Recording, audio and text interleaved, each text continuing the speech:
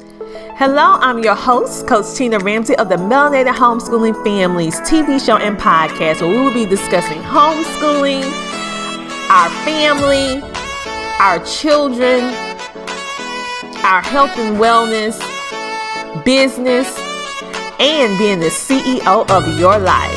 And of course, love, financial freedom, and last of all, legacy from the melanated perspective, and bringing you positive media and experts from all over the world. Make sure to subscribe and support. Let's get started. Hello. How are you? I'm so glad to be joining you for the second annual Homeschooling with Excellence Conference. My name is Carol Ben-Davies, and I am the CEO and founder of College Bound Determination, where we guide parents to strengthen their child to have a strategic advantage in college and life. And so over the course of my career, I've had many an opportunity to work with students who were homeschooled. And most recently, not at my choice, was able to homeschool my daughter for virtual kindergarten and my preschooler as well. And there are some lessons that I learned, and I'm hoping to be able to share some of that with you today during this presentation, where I'll be talking about strengths-based homeschooling. So a little bit about me. I have a career that spanned over 20 years working at various institutions across the country. Had a lot of jobs in various roles, such as admissions and fraternity and sorority life, multicultural affairs, diversity, equity, and inclusion, leadership, so many different areas within an institution to help support students outside the classroom and help them achieve their goals. But the most important job I've ever had is that of being mom to my two sweet girls. And they have taught me so much about life. And my former students taught me so much about the life that I want my girls to have. And one of the things that I focus on quite a bit is having a strengths-based parenting process. And when I was homeschooling, incorporating that process into their education. And so we're going to talk a little bit about what a strengths-based education looks like, okay? So what it is having an intentional focus on what the student does well, what their innate gifts are, both from the student standpoint and from the educator standpoint. It's also really focused on what is going to help that child, not any other child, the one that you're working with, helping them to thrive, because we are all individuals and we need to have an individual approach to helping our students learn and engage. And in taking that, we want to make sure that they're in the right learning environment.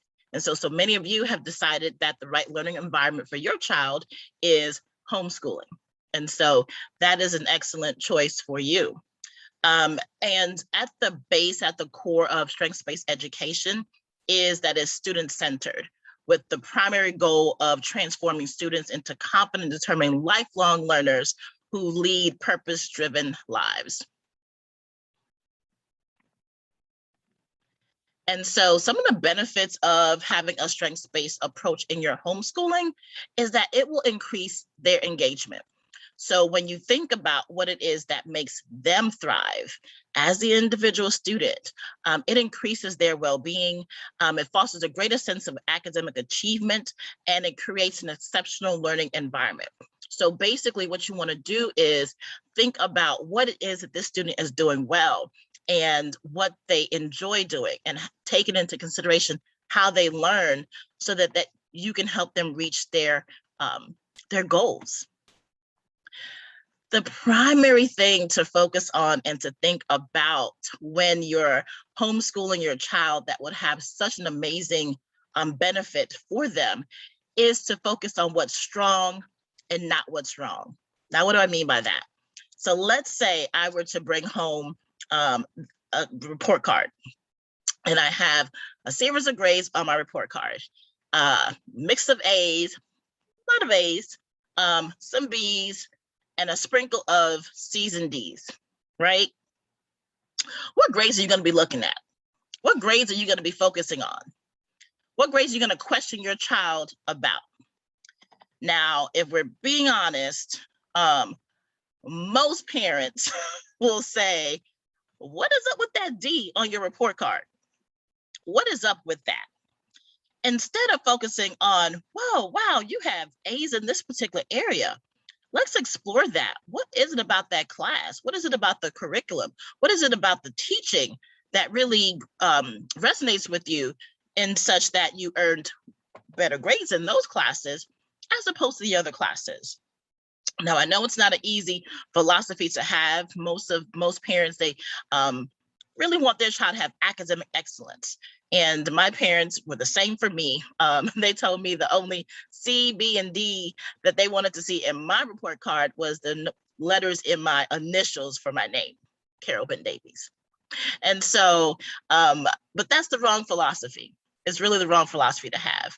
It's what is focusing on what's right and not fixating on what's wrong. And that's going to yield much greater success for your student. So as you're trying to find out what are some of those strengths that your child has, there's some clues to the talent that you might witness. And you might not be thinking too much about it, but there's so much there that can help you be a better educator when you know this for yourself, and help your child be a better student. And so some things that you want to look at to see at how you can hone in on the strengths-based practice and philosophy is, what are the activities that you and your child might be naturally drawn to? That's what we call yearning. And this is coming from Gallup and their work with an extensive research around strengths, and Clifton Strengths in particular, which is an assessment that individuals can take to learn about what their actual strengths are. And there's an assessment for 10 to 14-year-olds called Strengths Explorer that helps them to see what their top strengths are as well. And so you're able to look at what are these activities that indicate a talent, something that they naturally think, feel, and behave, right? And so rapid learning, what are those activities that they seem to pick up really quickly? You're doing something with them, you're teaching them an assignment, going over curriculum, and in some subjects, they pick it up really quickly and can go with it. And then there's some areas where it might not be as, they may not be as engaged. Explore those areas where there's more of the rapid learning. What are some of those activities where the time seems to fly by? You lose track of time. They call it timelessness and flow. So look at those activities where you have a time set of, this is how long we're going to be doing this particular activity, but when they're doing it, they don't want the time to stop. They would rather keep going. Look at those activities, take note of what those are, because that will give you again a great opportunity to get some clues about what are some of the strengths that your child and you have as well. And glimpses of excellence. Think about those activities that you have when you think, how did I do that? How did I do that? How did they do that? Have you ever seen that in your child? Have you ever noticed that in yourself? A lot of times our strengths are things that we discount because it comes so easily and naturally to us. So I want you to think about what are those things, those activities that you're doing that can give you a glimpse of what that excellence looks like. And some activities that you find great satisfaction in. When you or they are doing it, they are thinking, when can I do that again?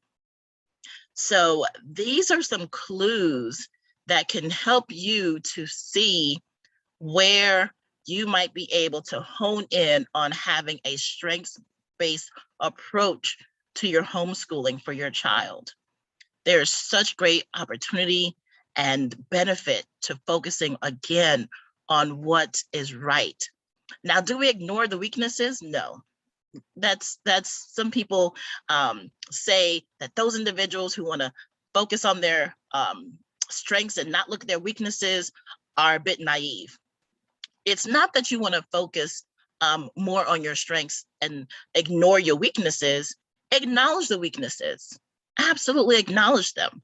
But you'll have much more success if you were to hone in on those activities, those experiences where you are doing something that you're enjoying, because it will come easier to you. If you ever try to do something and you just have great resistance to it, you don't enjoy it, you don't like it, you don't want to continue doing it, right? But those activities or those experiences that you enjoy thoroughly, you want to keep doing that. And when it comes to educating our students and we want them to be lifelong learners, we have to tap into that, because it's very easy for them to get disengaged and to just dismiss what we're trying to do, which is to educate them and to set them up for success in life, right? So we want to do as much as we can to find and hone in on those strengths that they have so that they can achieve, and you can achieve your goals too. So there is an article, and I will tell you a little bit where you can get the full extent of this article to look into some of the principles of strengths-based education and how you can use this as a parent who is homeschooling your child. And one of the first steps is to assess the strengths of the student as well as the educator. Now, what does that look like? It looks like you taking an assessment. The one I would recommend is the Gallup-Clifton Strengths Assessment, as I mentioned, and the Gallup Explorer, Strengths Explorer for younger kids, again, 10 to 14. What this allows you to do is get an exact understanding of what is it you do well, and to be able to use that, invest your time and energy into taking that natural talent and turn it into a strength, right? And for this particular assessment, the chances of someone having the same strengths as you, same top 5, and they're 34, is 1 in 34 million. It's such a unique assessment, and I thoroughly enjoy helping students and adults learn how to leverage the strengths that they have. Another principle is to provide individualized learning experiences based on those strengths. So what are those things that your child does that you can tap into that might be different from another child that you're educating, right? So I know for my daughter, she is really talented when it comes to competition. She can take an activity, and if you want to turn it into a competition, she is all there. And so we used that when we were educating her to say, hey, why don't we race and do this? And she was all on board. And we're doing that particular activity. The other is establishing a network that affirms the best in the student and you as the educator. So just having a community of individuals who know what those strengths are that your child has and are uplifting that into your child and saying, wow, I noticed when you did X, Y, and Z. Oh, I see here that you were just thriving in this particular area. We really feed off of praise and compliments. That really can help drive and motivate our students. And so when we're doing more of that, as opposed to focusing on what they're not doing well, criticizing any weakness, you will find much more potential for growth and development and excellence when you focus on what they're doing well. Being deliberate in applying the strengths inside and outside the classroom. So that is very important, to just have it be part of your everyday life, right? And then intentionally investing. And investing is part of the formula for strengths. And investment is taking your time, your skills, and knowledge, and timesing that to your talent so that it can become a strength, and you can develop that as a strength. Okay. So what I want to just leave you with is there is a way for you to find out exactly what your strengths are. Don Clifton developed this assessment tool, studying thousands of individuals and trying to understand what is it that makes those successful people successful. And he started out with this study asking this question: what will happen when we think about what is right with people rather than fixating on what's wrong with them? And I just want to leave you with that and encourage you that as you're working with your child, to tap into their strengths, to tap into what is it that they love and enjoy, and they just light up as you're teaching them the various assignments and the various topics that you're going through with them. Focus in on what they are doing right about those, and you will yield so much success. And so I want to encourage you to stay in touch with me. You can find me on my website at www.carolbendavies.com. You can text me. My number is 919-849-8819. And if you follow me on Instagram, in the bio link, there's a link in my bio, and I have links to the article that talks more extensively about having a strengths-based educational model. And I want to encourage you to look at that. We can have much more conversation. I wish I had much more time, but I really am hoping that you thoroughly enjoy this conference and you're getting a lot out of learning more about how to help your child thrive. And so with that, thank you, and have a wonderful, wonderful rest of the conference. Thank you so much for tuning in to this week's episode with our amazing featured guest, Carol Davies, who is helping us to strengthen our homeschooling experience.